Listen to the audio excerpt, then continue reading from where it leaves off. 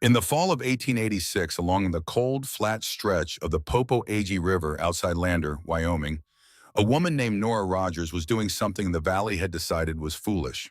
She was staying. Her husband, Dale Rogers, had died of a lung fever the previous April, 8 days after the last frost. He'd left her the homestead, 200 acres, a solid cabin, a timber barn, 6 head of cattle, and a wood pile that wouldn't last past November. He'd also left her a reputation, because Dale had been liked, and the valley had quietly assumed that without him, the place would go on the market before summer's end. It did not. Matthew Langley, the county land agent out of Lander, had ridden out twice by September. He was not a cruel man. He framed both visits as concern. Well, he spoke about the difficulty of a lone woman managing that acreage through a Wyoming winter, about fair prices, about how the market wouldn't hold forever. Nora listened to him both times with the same expression, calm, unbothered, and entirely closed. The second time, she handed him a cup of coffee, waited for him to finish, and said simply, "I appreciate the ride out, Matthew." He rode back to Lander with nothing. The valley watched and drew its conclusions. Court Dillard, who ran the largest cattle operation south of Lander and whose opinion carried the weight of 20 years and 3 hard winters, said he gave her until January. Harlan Pugh, the farrier who worked the whole river corridor, told men at the trading post she'd be begging for a buyer by Christmas. Ruth Peavy, Mouse, the postmaster's wife and the quiet architect of every social consensus along the Popo Agie, had already begun speaking about Nora in the past tense, not unkindly but with a finality that said the outcome was settled. None of them were watching closely enough, because by the second week of September, Nora Rogers had already started working on something at the back of her cabin. She worked in the early mornings before the light was full, and in the last hour before dark. She wasn't planting, she wasn't patching, she was cutting. Nobody knew what she was building, and she didn't tell a soul. The back wall of Nora Rogers' cabin faced the barn at a distance of exactly 6 feet. 6 feet of open Wyoming ground, packed dirt in September, iron-hard frozen earth by December, and in the worst of January, a wind tunnel that could drop a man's exposed skin below frostbite threshold in under 4 minutes. Dale had never thought much about those 6 feet. Most ranchers didn't. You pulled your coat tight, dropped your head, and crossed. That was frontier life. That was just what you did. Nora thought about it differently. She had spent the winter of 1885 making that crossing 20 times a day. To feed, to water, to check on the cattle when the temperature swung hard in the night. 20 crossings, each one a small negotiation with the cold. She'd watched Dale do the same, watched him come back inside with ice in his beard and fingers that took 10 minutes to unnumb by the fire. She'd done the arithmetic quietly, the way she did most things. 20 crossings a day, 140 a week, across open ground, in Wyoming wind. For 4 months, it was not a small problem. It was the problem, and she had spent an entire winter turning it over in her mind before she picked up the saw. She started on a Monday. The tool she used first was a handsaw, the good one, Dale's, with the applewood handle he'd kept oiled. She marked the cut lines herself using a length of twine and a carpenter's square she'd found in the bottom of his tool chest. The opening would be 3 feet wide and 6 feet tall, positioned in the exact center of the rear wall, aligned precisely with the barn's south-facing corner stall. The cutting took 2 full days. Log by log, she worked the blade through the chinked timber, stacking the cut sections neatly outside. On the 3rd day, she framed the opening, rough-cut lumber, mortise tight, cross-braced at the header. Whilst on the 4th day, she hung the door. It was heavy, solid, built from 2 layers of barn board with a middle layer of packed burlap and dried straw. Her own crude insulation, sewn together by hand the previous week. She fitted a simple iron latch on both sides. Then she stepped through it, stood in the barn, listened to the silence, and went back inside to start supper. From the outside, nothing looked different. The cabin sat the same as it always had, low, square, unremarkable against the cottonwoods. Nobody riding the river road would have seen a change. Nobody did. Total cost, recorded in her household ledger in her small, even handwriting, $11.04. The valley didn't need to see what Nora was building to have an opinion about it. In a community that small, along a river corridor that isolated, Nora's reputation moved faster than fact. And the fact was simple enough. A widow alone was trying to winter on 200 acres outside Lander. That was the whole story as far as most people were concerned. Everything else was detail. Harlan Pugh set the tone early. Pugh was a thick-armed, plain-spoken man who shod horses for every ranch between Lander and the eastern foothills, which meant he covered a lot of ground and talked at every stop. He didn't dislike Nora. He simply believed with the unshakable confidence of a man who had survived 11 Wyoming winters that he understood what survival required. And what it required, in his estimation, was a man. He told the Trading Post crowd in late September that Nora Rogers was a fine woman in a bad situation. And that the kindest thing anyone could do was make sure Matthew Langley's offer stayed on the table when she finally came around. He gave her until Christmas. The crowd nodded. That seemed about right. Court Dillard said less, but it carried further. Dillard was not a gossip. He was a cattleman, careful and deliberate, with a jaw like a fence post, and a record of 3 profitable winters that had broken better-equipped men than Dale Rogers. When Dillard offered an opinion, people stored it. What he said about Nora, quietly, to 2 men he trusted, was that the Rogers cattle would not see February. Not because Nora lacked will, he credited her that much, but because wintering livestock alone required a physical capacity that the situation simply didn't support. He said it without malice. He said it the same way he'd say a fence post was rotting, as a plain observation of structural fact. Ruth Peavy was the most cutting because she operated through sympathy. At the quilting circle she attended every third Thursday at the Methodist Hall on Main Street in Lander, she spoke about Nora in a soft, concerned voice that managed to communicate without stating directly that the outcome was already written. She asked the women if anyone had thought to check on her. The question itself was the verdict. The whispers followed Nora into every room she entered that autumn. She bought salt and flour at the Trading Post and felt the conversations adjust around her arrival. She attended Sunday service and caught the tight smiles, the slightly too warm greetings. She said nothing. She went home. And she latched her secret door and fed her cattle in silence and let the valley think whatever it needed to think. She had spent 4 days and $11 on the only opinion that would matter. If you're finding this story worth your time, consider subscribing. There's a new piece of forgotten frontier ingenuity every week, and the next one is just as remarkable as this. November came in quietly. That was the deceptive part. The first 2 weeks brought crisp mornings and afternoons that still held enough pale sunlight to feel manageable. Cattle moved well, wood stacked dry. A man could almost convince himself the season would be reasonable. Along the Popo Agie River Valley, ranchers finished their preparations with the measured confidence of people who had done this before and knew what it asked of them. They did not know what this winter was going to ask. The change came on the night of November 21st, without ceremony or warning. A rancher named Fen Colbraith, whose spread sat on the north border of Nora's property, stepped outside at midnight to check on a coughing steer and later said it felt like the air had been swapped out for something entirely different. Not colder so much as hostile, like the atmosphere itself had made a decision. By morning, the thermometer nailed to the post outside the Lander Trading Post read 14 degrees below zero. By the following evening, it had not climbed. It fell instead steadily and without apology to 22 below. The Popo Agie froze bank to bank in 3 days. Not the thin, negotiable ice of an early cold snap, solid, booming ice, but the kind that groaned at night like something alive and angry beneath it. The cottonwoods along the river snapped in the wind, their frozen limbs dropping without warning into the drifts below. The sky turned a hard, pale color that old-timers recognized and did not like. A sky with no weather in it, no movement, no mercy. Just cold, pressing down from the north like a hand on a throat. And then the wind came. It arrived from the northwest on the 4th day.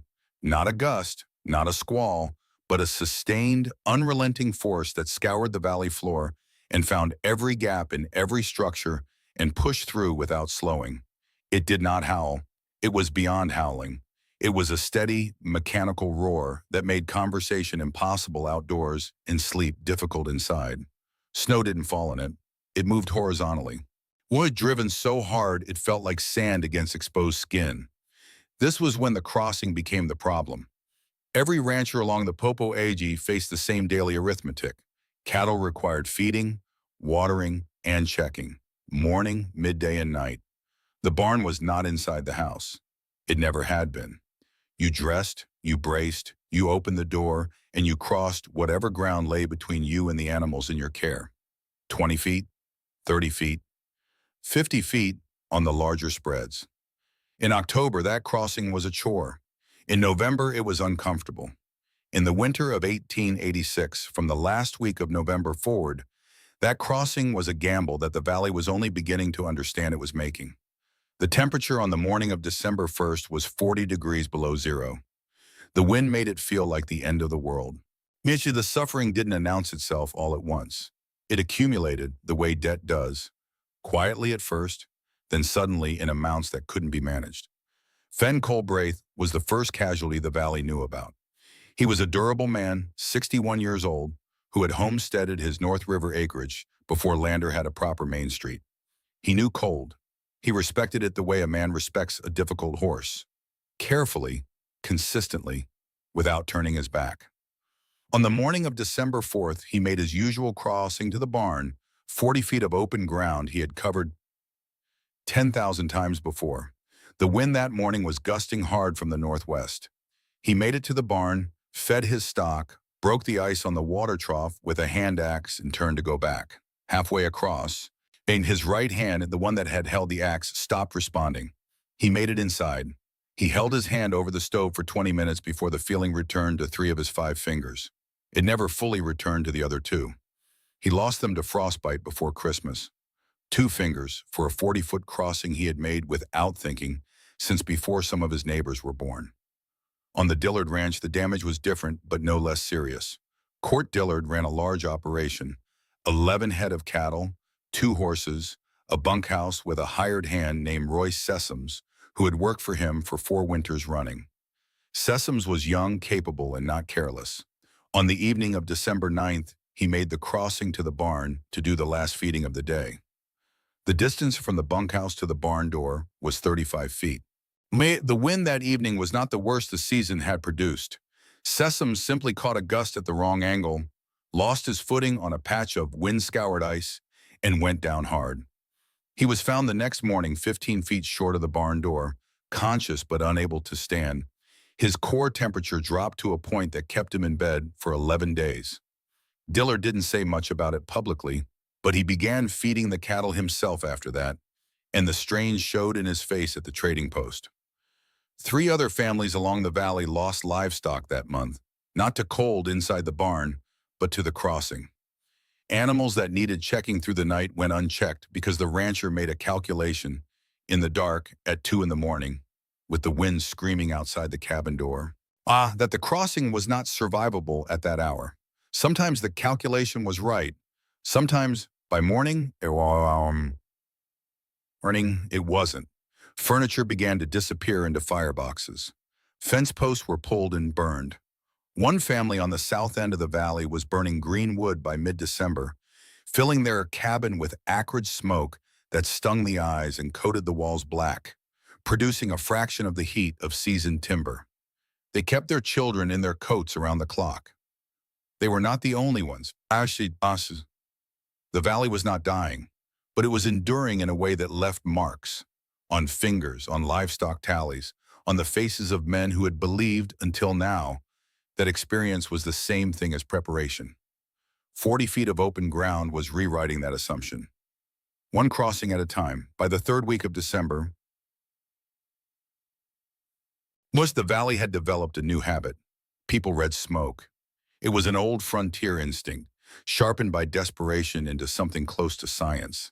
A thick, black column meant wet or green wood, a family burning through their reserves too fast, sacrificing efficiency for immediate heat. A dark, rolling pour meant a chimney running too hot, creosote building toward a fire that would finish what the cold started. No smoke at all was the worst signal. A family gone dark, a fire out, a situation that required someone to ride out regardless of the wind. Every morning along the Popo Agie River corridor, Ranchers and wives scanned the tree lines and ridges for the smoke columns of their neighbors, the way sailors read weather. It told you everything about how a household was holding. Neat, which is why Amos Peavy stopped his horse on the river road on the morning of December 19th and stared for a long time at the Rogers place. Amos was the postmaster in Lander, a measured, observant man who rode the river road 3 times a week, checking on outlying families and carrying what mail had come in on the stage. He was not a dramatic person. He dealt in facts, and the fact in front of him, rising from Nora Rogers' cabin chimney against the flat gray December sky, did not make sense. The smoke was thin, pale gray, nearly white, rising in a slow and unhurried column that barely bent in the wind before dissolving. It was the smoke of a fire that was not fighting anything, a fire burning steadily, calmly, at a pace that suggested the cabin around it did not need rescuing. It was the smoke of a household that was, against every expectation and all available evidence, comfortable. Amos sat on his horse for a full minute, working through explanations. Perhaps her wood was exceptionally dry. Perhaps the chimney drew unusually well. Perhaps she had let the fire drop low and was huddled under blankets, and the thin smoke was a sign of failure, not control. Then the cabin door opened. Nora Rogers stepped onto her porch in a house dress and an apron. No coat, no hat. She set a bucket down on the porch boards, picked up a short-handled broom, and began sweeping a dusting of snow from the steps with the unhurried efficiency of a woman tidying up on a mild October afternoon. She did not look cold. She did not look like a woman who was surviving.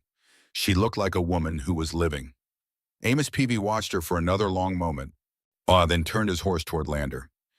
He didn't know what to make of what he'd seen, but he knew it didn't fit anything he believed about what was possible in this cold, on that acre at the Oshing.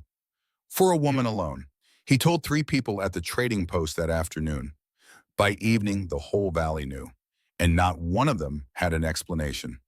If these stories of quiet, forgotten ingenuity are worth your time, go ahead and subscribe. A new one lands every week, and the next is every bit as powerful as this one. Court Dillard was not a man who asked for help. In 22 years of ranching the Popo Agie Valley, he had pulled his own cattle from frozen creek beds, rebuilt a barn roof alone after a spring collapse, and negotiated 3 consecutive years of bad beef prices without borrowing a dollar or changing his expression. Much the valley respected him for it, he respected himself for it. It was the organizing principle of his life, that a man handled his own affairs, solved his own problems, and did not appear on another person's doorstep with his hat in his hand. He appeared on Nora Rogers' doorstep on the morning of December 23rd with his hat in his hand. He told himself it was a practical matter.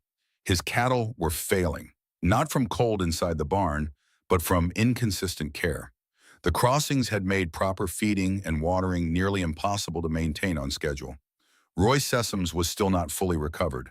Dillard had been making the crossings himself morning and night, and the cumulative toll of it was showing in the animals. He had heard through Amos Peavy's account in the subsequent valley gossip that Nora Rogers had feed to spare and cattle in inexplicably good condition. He was coming as one rancher to another, a transaction. Nothing more. Nora opened the door and looked at him without surprise. She invited him in. The warmth hit him the same way it had hit Amos Peavy's imagination, immediate even and dry. Not the roaring, uneven heat of a fire being pushed too hard, but the settled warmth of a space that had been consistently, calmly maintained. The cabin was tidy, a pot set on the stove, not boiling urgently but simmering at a patient, unhurried pace. There was no smoke haze, no frost on the interior walls, no rags stuffed along the baseboards. The room felt like a different season.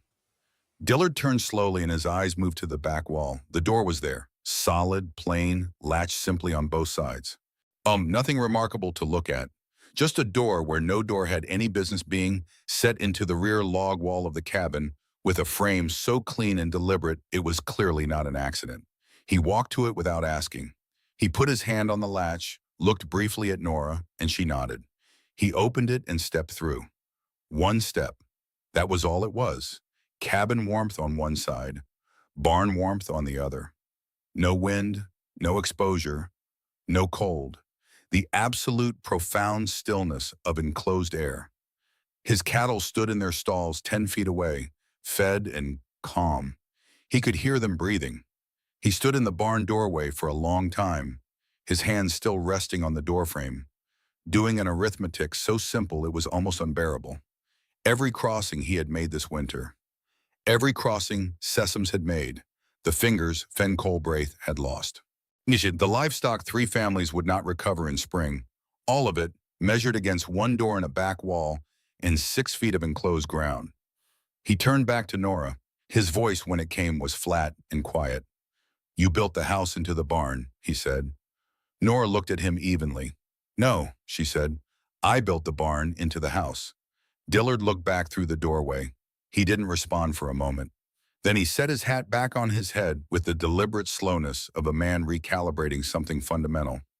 4 days, Nora said before he could ask. $11? Court Dillard, who had not asked another person for help in 22 years, sat down at Nora Rogers' kitchen table and said, "Show me how you built it." Matthew Langley arrived at the Rogers place on the 28th of December with a leather ledger and 2 calibrated thermometers and the particular expression of a man who has heard something impossible and come to disprove it professionally. He was not hostile to Nora. He had never been hostile to her. But he was a man of records and assessments. And his job, land agent, informal county administrator, the person Lander's residents brought their disputes and documents to, had trained him to trust figures over stories. The figures, as reported through Amos Peavy and then Court Dillard, and then what seemed like the entire Popo Agie Valley, did not add up. So he had come to add them up himself. He hung 1 thermometer outside the cabin's front wall and waited 10 minutes. He recorded the result in his ledger, minus 22 degrees Fahrenheit. He then stepped inside and hung the 2nd thermometer on the interior wall near the north-facing window, the coldest point of any cabin, the place where frost gathered, where drafts pooled, where the battle between inside and outside was most honestly visible. He waited another 10 minutes. He read the result. He read it again. 67 degrees Fahrenheit. He stood in front of that thermometer for a long moment, the scratch of his own pencil the only sound in the room. Outside, the wind moved against the cabin walls in its steady, indifferent way. Inside, the fire in the hearth burned low and unhurried. A difference of 89 degrees, held by a log structure, a secret door, and $11 of materials. Then he opened his ledger to a fresh page and began making the rounds. What he compiled over the following 3 days was not a long document. It didn't need to be. The numbers spoke in the blunt, unembellished language of a Wyoming winter and required no editorial assistance. The Colbraith homestead had burned through nearly 4 cords of mixed wood since November. Indoor temperature on the morning of Langley's visit, 41 degrees. Injuries sustained, 2 fingers permanently. Livestock lost, 1 steer found frozen in the lean-to on December 11th. The Dillard Ranch had consumed 6 cords of seasoned hardwood, the best available, expensive, hauled in before the freeze. Indoor temperature, 44 degrees. Injuries, 1 hired hand, 11 days bedridden. Livestock lost, 2 head, underfed due to crossing failures. Harlan Pugh's homestead, smaller and closer to Lander's windbreak of buildings, had burned 3 cords. Indoor temperature, 46 degrees. No injuries, no livestock lost. But Pugh had spent the previous 2 weeks sleeping in the barn beside his horses on the worst nights because the crossing terrified him and he couldn't afford to lose the animals. He had been sleeping in the barn to avoid the crossing. Langley wrote that down twice. Then he wrote Nora's column. 1.5 cords of low-grade pine and cottonwood, whatever grew on the property, neither seasoned nor expensive. Indoor temperature, 67 degrees. Injuries? None. Livestock, all 6 head, healthy, well-fed, gaining weight through the worst freeze in a generation. He set the columns side by side and looked at them for a long time. Then he showed them to Court Dillard, who read the page without speaking. Then to Fen Colbraith, who read it with his bandaged hand resting in his lap. Then to Harlan Pugh, who had spent 3 weeks predicting Nora Rogers' failure from the trading post bench, and now held the evidence of his own miscalculation in both hands and said nothing at all. The variable was not the wood. It was not the experience of the rancher, not the quality of the construction, not the size of the fire. It was 40 feet of open Wyoming ground that Nora Rogers had simply, methodically, and permanently removed from the equation. Langley closed his ledger. He looked across the table at Nora, who had offered him coffee and waited quietly while he worked. "I came out here twice this fall," he said, "to ask you to sell." "I remember," Nora said. He tapped the ledger once with 2 fingers. "I won't be asking again." The thaw came slowly, the way Wyoming thaws always do, reluctantly, in stages, as though the cold releases its grip 1 finger at a time. By mid-February, the worst was over. By March, the Popo Agie was moving again, dark water pushing through the last of the shore ice, cottonwoods beginning the slow business of deciding to live. The valley emerged from the winter of 1886 the way people emerge from any true ordeal, quieter, recalibrated, carrying a new and permanent understanding of what they had underestimated. The first person to act on that understanding was Court Dillard. He didn't build a door, he built something simpler.